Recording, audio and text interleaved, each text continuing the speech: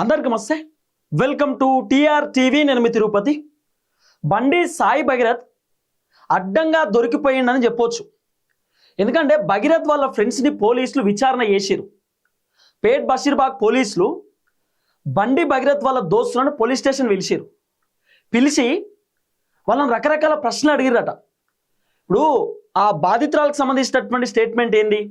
బండి సాయి భగీరథ్ నన్ను బయటికి పిలిచినటువంటి ప్రతిసారి నేను ఒంటరిగా పోలేదు, నాతో పాటు ఒక గ్యాంగ్ వచ్చేది, అంటే ఒక బ్యాచ్. ఆ బ్యాచ్లో అమ్మాయిలు ఉంటుండే, అబ్బాయిలు ఉంటుండే. భగీరథ్ ఎప్పుడైనా ఆ అమ్మాయిని బయటికి రమ్మని చెప్తే కూడా అమ్మాయి నేను ఒంటరిగా అయితే రాను అని చెప్తుండేనట. అయితే భగీరథ్ ఏం చేస్తాడు, వాళ్ళ దోస్తులను అబ్బాయిలను కొంతమందిని అమ్మాయిలను కొంతమందిని తీసుకొని వచ్చేదట కారులో. మళ్ళీ ఒక్క కారులో కాదు, వాళ్ళ వెనకాల ఇక రకరకాల కార్లు, ఒకటి థార్ కారు, ఒకటి మహేంద్ర XU 700 కారు, ఇంకొకటి మహేంద్ర స్కార్పియో కారు, ఆ తర్వాత BMW అట, బెంజ్ అట, రకరకాల కార్లో తిరుగుతుండేనట. బండి భగీరథ్ ఎప్పుడైనా బయటకు వస్తే వాళ్ళ దోస్తులు కూడా రకరకాల కార్లో వస్తుండేనట. అయితే మొయినాబాద్ ఫామ్ హౌస్లో డిసెంబర్ 31వ తారీఖు 2025లో పోయిన సంవత్సరం ఏం జరిగింది అనేది ఇప్పుడు చాలా కీలకం. ఇప్పుడు బాధితురాలకు సంబంధించినటువంటి స్టేట్మెంట్ ఏమని చెప్పిందామా? నన్ను మొయినాబాద్ ఫామ్ హౌస్ తీసుకుపోయి బలవంతంగా మద్యం దాపించిండు. బలవంతంగా మద్యం దాపించినటువంటి సమయంలో ఆ ఫామ్ హౌస్లో నాతో పాటు ఇంకా 2 అమ్మాయిలు ఉన్నారు, ఇంకా 5 అబ్బాయిలు ఉన్నారు. అంటే అబ్బాయిలు 6 ఉన్నారు. బండి భగీరథ్తో కలిసి 6 అబ్బాయిలు ఉన్నారు. బాధితురాలతో కలిపి అమ్మాయిలు 3 ఉన్నారు. అసలు ఆ రోజు రాత్రి ఫామ్ హౌస్లో ఏం జరిగింది? ఇది ఒక క్వశ్చన్ మార్క్ కదా. అయితే ఇప్పుడు భగీరథ్ వాళ్ళ దోస్తుని పోలీసులు పేట్ బషీర్బాగ్ పోలీస్ స్టేషన్ పిలిచి ఎంక్వైరీ చేసిరు. ఒక అమ్మాయిని 2 అబ్బాయిలను విచారణ చేసిరట.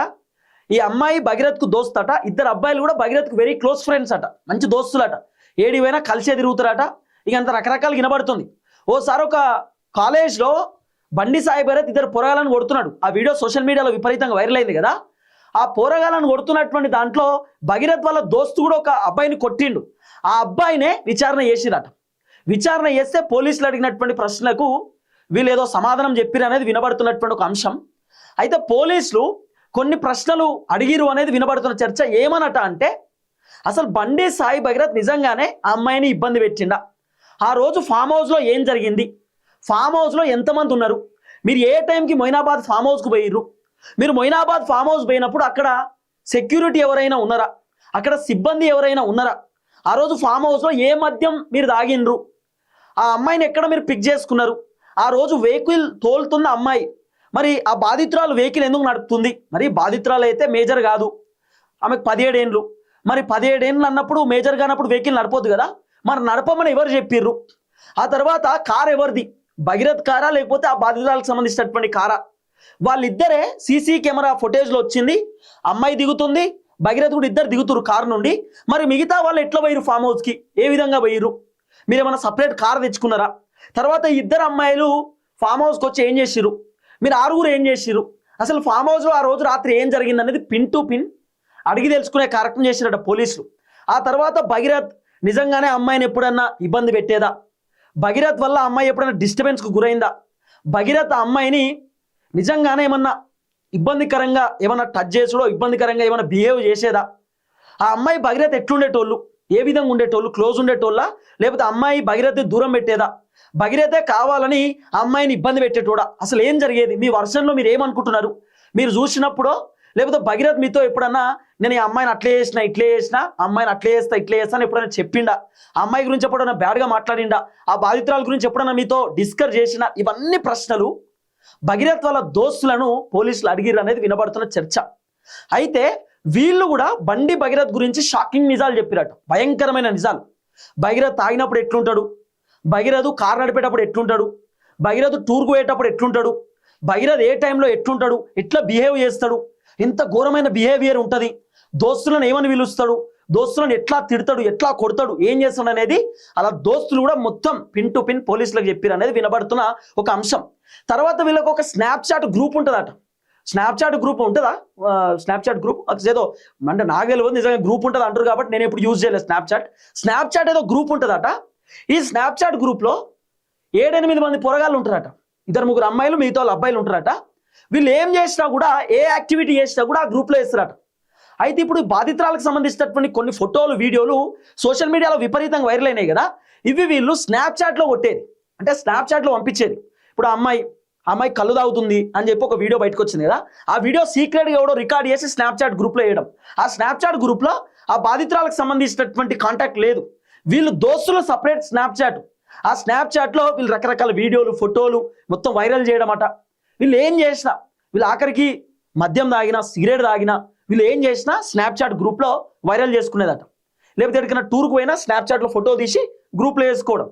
అట్లా వీళ్ళకి ఏదో గ్రూప్ ఉంటుందట స్నాప్చాట్లో. తర్వాత వాట్సాప్లో ఏదో గ్రూప్ ఉందట, friends for ever, friends party, friends దావత్ అని ఏదో గ్రూప్ ఉందట.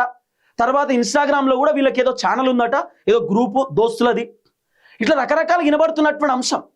భగీరథ్ గురించి వాళ్ళ దోస్తులు భయంకరమైనటువంటి విషయాలు చెప్పారట, మామూలు విషయాలు కాదు. అసలు భగీరథ్ ఏం చేస్తోడు, భగీరథ్ వల్ల ఎంతమంది ఇబ్బంది పడ్డారు. ఇప్పుడు మొన్న అమ్మాయి తరపున వాదించినటువంటి న్యాయవాది ఏం చెప్పిండు, కోర్టు దృష్టికి ఏం తీసుకుపోయిండు, ఇంకా 4 బాధితురాలు ఉన్నారు, వాళ్ళు బయటికి రావడానికి సిద్ధంగా ఉన్నారని చెప్పారు కదా. సో పోలీసులు వాళ్ళ దోస్తులను అడిగిర్రు, ఇంకా భగీరథ్ ఎవరినైనా ఇబ్బంది పెట్టిండా. తర్వాత ఇంక 2-3 అమ్మాయిలు ఫామ్ హౌస్ ఉండరని చెప్పినా వాళ్ళని కూడా అడిగిరట, భగీరథ్ ఎప్పుడైనా మిమ్మల్ని ఇబ్బంది పెట్టిండా, మీతోని అసౌకర్యంగా ప్రవర్తించిండా, అసభ్యంగా ప్రవర్తించిండా, మిమ్మల్ని ఏమన్నా ఎప్పుడైనా రకరకాలుగా ఏమన్నా ఇబ్బంది పెట్టేదా, ఈ రకంగా అడిగి తెలుసుకునే కార్యక్రమం చేసిరట. సరే వీళ్ళ దోస్తులు ఏం చెప్పారు ఏం కథ అనేది పూర్తి స్థాయి ఇంకా పోలీసులు తెరపైకి తీసుకురాలే.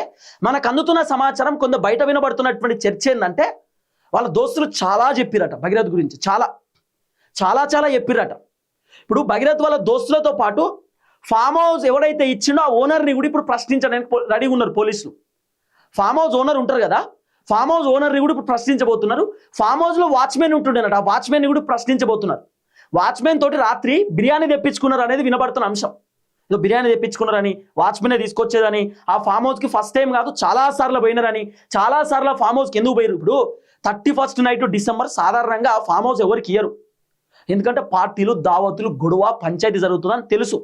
హైదరాబాద్లో కూడా పోలీసులు మొత్తం చాలా కంట్రోల్ చేస్తారు. 31st దావత్ అంటే ఇక రచ్చ రచ్చ, డ్రంక్ అండ్ డ్రైవ్ పెడతారు, అంత ఆగమాగం కదా. 2025 31st రచ్చరచ్చ ఉంటుంది.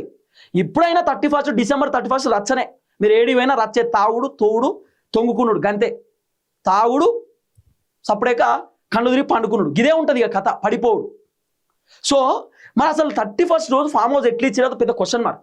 మళ్ళీ రెగ్యులర్ ఫామ్ హౌస్ అట, ఒక్కసారి కాదు 2-3 సార్లు ఫామ్ హౌస్ పోయినరట. అసలు ఏం చేసిరు, ఆ ఫామ్ హౌస్ ఓనర్ ఎవరు, ఆ వాచ్మెన్ ఏం చేస్తాడు, అసలు ఆ రోజు రాత్రి ఏం జరిగిందనేది పూర్తి స్థాయిలో ఫామ్ హౌస్ సీసీ కెమెరాలు ఇవన్నీ కూడా పూర్తి స్థాయిలో తీస్తూ ఉన్నారు అనేది వినబడుతున్న చర్చ.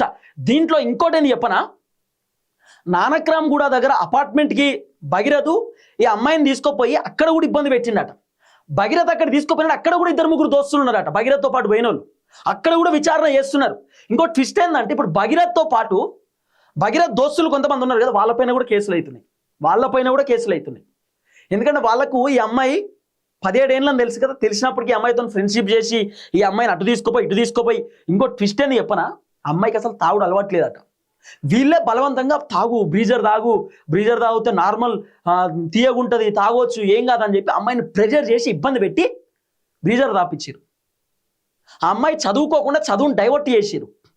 ఇట్లా భగీరథ్ వాళ్ళ దోస్తులే అమ్మాయిని రకరకాలుగా మొత్తం ఇబ్బంది పెట్టిరు, మ్యానిపులేట్ చేసిరు. ఒక రకంగా చెప్పాలంటే అమ్మాయిని మొత్తం డైవర్ట్ చేసేసారు. అమ్మాయిని మొత్తం భగీరథ్ తన కంట్రోల్లోకి తీసుకొచ్చిండు. ఇప్పుడు ఆమె మేజర్ కాదు, 17 ఏళ్ళ ఏజ్ ఉన్న వాళ్ళు నార్మల్గా ఎట్లా అంటే టీనేజ్, వాళ్ళకు కొంత చాలా తక్కువగా ఒత్తిడికి గురైపోతారు, ఆకర్షణకు వాళ్ళకు లోన్ అవుతారు. ఆకర్షణ తక్కువ వాళ్ళు ఏంటంటే ఒక వ్యక్తిని చూసుడుతోటి అరే చాలా అందంగా ఉన్నాడు, మంచిగా ఉన్నాడు అనేటటువంటి ఇట్లా ఉంటుంది అన్నమాట. లేకపోతే ఎక్కువ ప్రెజర్ పెడితే పాపం ఆ ప్రెజర్కి తట్టుకోలేకపోతారు. ఇక భగీరథ్ ఎట్లనో అట్లా ఇబ్బంది పెట్టిండు, ఎట్లనో లొంగపరుచుకున్నాడు, ఇక ఆయన అంతా రకరకాలుగా ఇబ్బంది పెట్టిండు. కానీ వాళ్ళ దోస్తులు మాత్రం అసలు చాలా భయంకరంగా చెప్పిరు భగీరథ్ గురించి అనేది వినబడుతున్న అంశం. పోలీసులు కూడా మొత్తం ఎంక్వైరీ చేస్తున్నట. ఓకే, ఫామ్ హౌస్ పోయిన విషయం మాత్రం కాదు, నానక్రమ్ కూడా అపార్ట్మెంట్లో ఏం జరిగింది, అక్కడ మీరు ఎందుకు పోయిరు, ఎంతమంది పోయిరు, ఆ అపార్ట్మెంట్లో ఎన్ని రూమ్లు తీసుకుర్రు, ఏం జరిగింది, ఇవన్నీ డీటెయిల్స్ తీసుకుంటున్నారు. ఆ తర్వాత వీళ్ళు ట్రిప్స్ కారులో ట్రిప్స్ కొట్టుడు, ఎంతమంది కారులో పోతుండే, ప్రతిసారి ఎంతమంది భగీరథ్తో ఉంటుండే, భగీరథ్ మరి క్లోజ్ ఫ్రెండ్స్ అంటే 2-3 ఉంటారా, మంద పోతారా, ఎంతమంది పోతుండే, అసలు ఏం కథ అనేది పోలీసులు మొత్తం విచారణ చేసిరట. ఇక భగీరథ్ వాళ్ళ దోస్తులు మాత్రం భగీరథ్ తాగినప్పుడు ఎట్లుంటాడు, తిన్నప్పుడు ఎట్లుంటాడు, ఏం చేస్తాడు, ఏం కథ అనేది మొత్తం చెప్పిరట. ఇక మామూలు చెప్పుడు కాదు, ఎన్ని ఫోన్లు మార్చిండు, ఎన్ని కార్లు మార్చిండు, కాలేజీల కాడ ఏం చేస్తాడు, ఫామ్ హౌస్లో ఏం చేస్తాడు, అమ్మాయిలతో ఎట్లా ఫోన్ మాట్లాడతాడు, అమ్మాయిలకు ఎట్లా చాటింగ్ చేస్తాడు, ఎట్లా ఫ్లటింగ్ చేస్తాడు, అమ్మాయిలను ఎట్లా ఇబ్బంది పెడతాడు, ఇవన్నీ కూడా భగీరథ్ వాళ్ళ దోస్తులు చెప్పిరు అనేది వినబడుతున్న అంశం. అయితే పోలీసులు ఒక విషయం అడిగిరట, మరి భగీరథ్ వాళ్ళ నాయన ఎప్పుడన్నా మీతో మాట్లాడే టచ్లో ఉండేదంటే, వాళ్ళ నాన్న మేము ఎప్పుడన్నా పోతే భగీరథే మమ్మల్ని ఇంట్రడ్యూస్ చేస్తాడు మా దోస్త్ అని, వాళ్ళ నాయన చాలా తక్కువ కలిసేది మమ్మల్ని, ఆయన ఫుల్ బిజీ ఉంటుండే, ఎప్పుడైనా పోయినా ఓకే బేట జాగ్రత్త మంచిగా ఉండరు అని చెప్పేది గంతే, మాకు అంతకు మించి ఏం తెలియదు.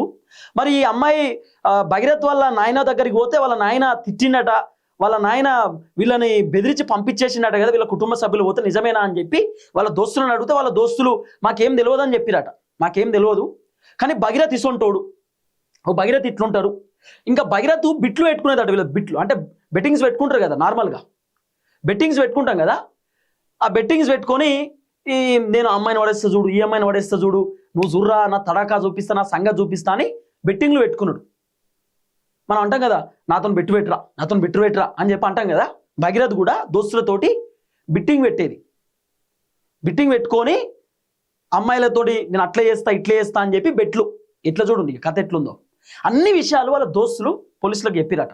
ఇంకా చాలా మంది ఉన్నారు దోస్తులు, వాళ్ళందరినీ కూడా ఎంక్వైరీ చేస్తారు. ఇప్పుడు బండి భగీరథ్ వాళ్ళ నాన్నని కూడా విచారణ చేయబోతున్నారు పోలీసులు. ఎందుకంటే బాధితురాలు ఏం చెప్పింది, బండి భగీరథ్ వాళ్ళ ఇంటికి పోతే వాళ్ళ నాయన మమ్మల్ని బెదిరించిండు, భయపెట్టి మమ్మల్ని పంపించిండు అని ఆమె స్టేట్మెంట్ ఇచ్చింది. కాబట్టి భగీరథ్ వాళ్ళ నాన్నను కూడా విచారణ చేస్తారు పోలీసులు, అన్ని రకాల ఎంక్వైరీ చేస్తారు. మీ ఇంటికి ఎందుకు వచ్చింది, ఎప్పుడు వచ్చింది, సీసీ ఫుటేజ్ ఉందా లేదా, మరి మీ ఇంటికి వస్తే మీరు ఎందుకు బెదిరించారు, మరి అమ్మాయి చిన్నపిల్ల అని తెలిసినప్పటికీ మీరు ఏ విధంగా ఎంకరేజ్ చేస్తారు, మీ కొడుకుని కంట్రోల్లో పెట్టుకోవాలి కదా, అసలు ఏం జరిగింది ఏం కథ అని భగీరథ్ వాళ్ళ నాన్నను కూడా ప్రశ్నించేటటువంటి కార్యక్రమం చేయొచ్చు. భగీరథ్ వాళ్ళ మామను కూడా ప్రశ్నించే కార్యక్రమం చేయొచ్చు, మేనమామను. ఎందుకంటే పోలీసులు వాళ్ళ మేనమామకే నోటీస్ ఇచ్చారు. వాళ్ళ మేనమామ వాళ్ళ ఇంటి దగ్గరనే భగీరథ్ లాస్ట్ లొకేషన్ వచ్చిందట, లాస్ట్ లొకేషన్. కాబట్టి వాళ్ళ మేనమామను కూడా ప్రశ్నించవచ్చు. ఇంకోటి మూడో అంశం, భగీరథ్ వాళ్ళ దోస్తులు కుటుంబ సభ్యులు టచ్లో ఉన్నటువంటి వాళ్ళు ఉంటారు కదా, కొంతమంది భగీరథ్కు పాజిటివ్గా వీడియోలు చేసేటటువంటి వాళ్ళని కూడా ప్రశ్నించడానికి సిద్ధమవుతున్నారు. సో ఏది ఏమైనా మొత్తానికి బండి సాయి భగీరథ్ అడ్డంగా దొరికిపోయిండు, ఇరుక్కోపోయింది. ఇప్పుడు వేరే ఆప్షన్ లేదు. భగీరథ్ ఫోన్లో ఉన్న డేటా మొత్తం ఎరేజ్ చేసిండట. ఇప్పుడు పోలీసులు ఆ డేటాని రిట్రైవ్ చేస్తారు, కానీ ఐఫోన్ కాబట్టి అంత ఈజీగా డేటా రాకపోవచ్చు అనేది వినబడుతున్న చర్చ. కానీ పోలీసులు మాత్రం లేదు మనం ఖచ్చితంగా తీస్తాం డేటా, ఎట్టి పరిస్థితిలో డేటా గుంజడమే ప్రయత్నం చేస్తాం, వదిలిపెట్టమని చెప్తున్నారు. ఇప్పుడు కొత్త బిఎన్ఎస్ సెక్షన్ కూడా ఒకటి యాడ్ చేసిరు. మరి ఆ సెక్షన్ యాడ్ చేసిన తర్వాత కేసు కనుక రుజువు అయితే, అంటే బండి భగీరథ్ కనుక తప్పి చేసినట్టు రుజువు అయితే ఖచ్చితంగా 20 ఏళ్ళు జైలు శిక్ష పడేటటువంటి అవకాశం ఉండొచ్చు అనేది కొంత వినబడుతున్న చర్చ.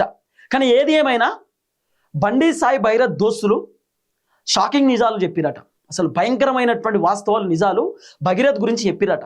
అసలు ఏం చేస్తాడు ఏం కథ, దోస్తులకు పనుంటే బొంగుల పని తర్వాత రండ్రా అని తీసుకుపోయేదట భగీరథ్. అరే నేను ఇంట్లో నాకు వేరే పని ఉందంటే అవసరం లేదు, ఏం పని లేదు, రండి ఎక్కండి అని ఇట్లా తిట్టి వాళ్ళని కొట్టి మరీ తీసుకుపోయేదట చాలాసార్లు. ఎందుకంటే ఎప్పుడైనా ఆ బాధితురాలకు ఫోన్ చేసి మనం బయటికి పోదాందా అంటే అమ్మాయి రాకపోతుండేనట, నేను ఒక్కదాన్ని అయితే రాను, ఎవరైనా ఉంటేనే వస్తా అంటే అప్పుడు భగీరథ్ ఓ బ్యాచ్ వేసుకుని పోయేదట, ఓ గ్యాంగ్. ఈ గ్యాంగ్ అంతా పోతే అప్పుడు అమ్మాయి నమ్మకంతో బయటకు వచ్చేది, చాలా మంది ఉన్నారు కదా ఏం కాదు అని చెప్పి. అంటే అంత జాగ్రత్తగా ఉండేటటువంటి అమ్మాయిని డైవర్ట్ చేసేసిండు భగీరథ్, అమ్మాయిని ఇబ్బంది పెట్టిండు భగీరథ్. సో చాలా జరిగినాయట. ఇంకా ఇవన్నీ పోలీస్ ఇన్వెస్టిగేషన్ నడుస్తుంది, పోలీసులు విచారణ చేస్తారు. విచారణ అయిపోయిన తర్వాత మరి పోలీసులు భగీరథ్ గురించి ఎలాంటి విషయాలు బయట పెడతారు ఇంకా అనేది ముందు చూడాల్సినటువంటి అవసరం ఉంటుంది. చూద్దాం. దయచేసి వీడియో అందరికి షేర్ చేయండి. అందరికీ నమస్తే, థ్యాంక్ యూ సో మచ్. జై తెలంగాణ.